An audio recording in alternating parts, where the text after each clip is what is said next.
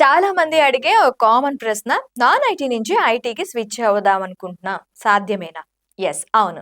Definitely possible. ప్రతి సంవత్సరం వేలాది మంది నాన్ ఐటీ బ్యాక్గ్రౌండ్ నుంచి ఐటీ ఫీల్డ్లోకి విజయవంతంగా స్విచ్ అవుతున్నారు. ఫస్ట్, నాన్ ఐటీ అంటే ఏంటి తెలుసుకుందాం. నాన్ ఐటీ అంటే సింపుల్గా చెప్పాలంటే ఇంజనీరింగ్, సైన్స్, కామర్స్, ఆర్ట్స్ లేదా ఏదైనా ఫీల్డ్ అయినా కానీ టెక్నికల్ సాఫ్ట్వేర్ డెవలప్మెంట్ లేదా ఐటీ ప్రాజెక్ట్స్ సంబంధం లేని ఉద్యోగాలు లేదా చదువులు అంటే అవి నాన్ ఐటీ కిందకు వస్తాయి. Example sales, HR, BPO, teaching, civil, mechanical, electrical jobs ఇవన్నీ నాన్ ఐటీ కేటగిరీకి వస్తాయి. ఇక ఐటీ విషయానికి వస్తే ఐటీ అంటే ఇన్ఫర్మేషన్ టెక్నాలజీ అంటే software development, web development, data networking, security, cloud వంటి మొదలైన జాబ్స్ దీని కిందకు వస్తాయి అన్నమాట. ఇక నాన్ ఐటీ బ్యాక్గ్రౌండ్ ఉన్న వాళ్ళు ఐటీ ఫీల్డ్కి ఎలా ప్రిపేర్ అవ్వాలి అంటే మొదట మీ ఆసక్తి ఏ ఏరియాలో ఉందో తెలుసుకోండి. ఐటీ అనేది ఓషన్ లాంటిది. ఇందులో చాలా విభాగాలు ఉంటాయి.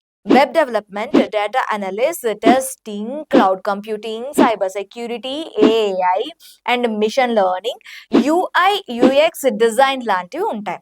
మొదట మీరు ఏ ఫీల్డ్లో ఇంట్రెస్ట్ ఉందో క్లియర్ చేసుకోండి. ఎందుకంటే ఇంట్రెస్ట్కు కెరియర్ స్కోప్ తోడైతేనే మనం ఎంచుకున్న ఫీల్డ్ రైట్ చాయిస్ అవుతుంది.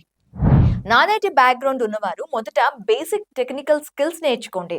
దానికోసం computer fundamentals, basic programming, Python లేదంటే జావా స్క్రిప్ట్, డేటాబేస్, ఎస్క్యూఎల్ అలాగే నెట్వర్క్ కాన్సెప్ట్స్ నేర్చుకోండి. వీటి కోసం ఫ్రీ ప్లాట్ఫామ్స్ కూడా అవైలబుల్గా ఉన్నాయి.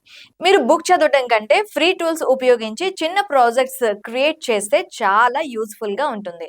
ఉదాహరణకు చిన్న website design, simple chat bot build చేయండి. ఇవి మీరు రెజ్యూమ్లో మెన్షన్ చేసుకోవచ్చు. అలాగే ఇంటర్న్షిప్స్, ఫ్రీలాన్స్ ప్రాజెక్ట్స్ లేదా స్టార్టప్ జాబ్స్ ద్వారా ఎక్స్పీరియన్స్ సంపాదించండి.